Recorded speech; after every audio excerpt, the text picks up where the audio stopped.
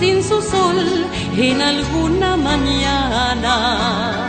Otra vez Asunción se quedó sin jazmín en cualquier primavera, y la luna estival, distraída sin luz, tristemente asomaba.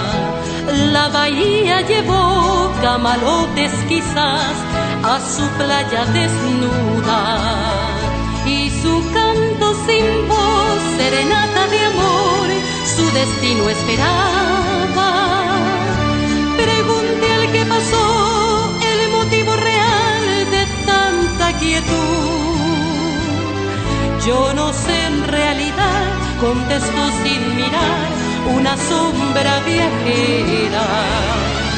Asunción vive triste, sin aroma y sin flor, con su esquina vacía y promesa olvidada. Quiero verte, Asunción, con tu garbo español y sin tu ausencia morena. Asunción floreció, Asunción asomó su frescura y su vida.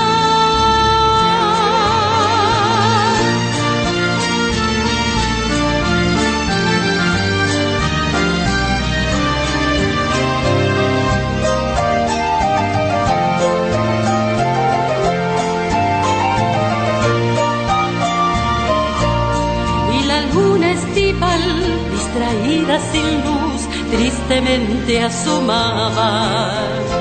La bahía llevó camalotes quizás a su playa desnuda, y su canto sin voz, serenata de amor, su destino esperaba. Pregunte al que pasó el motivo real de tanta quietud.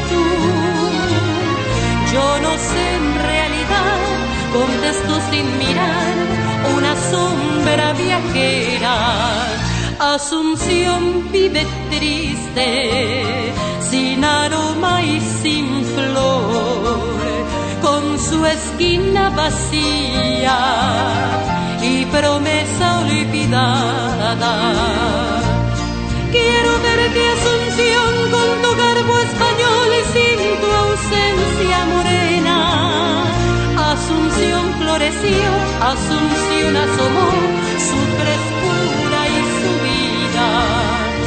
Asunción floreció, Asunción asomó su frescura y su vida.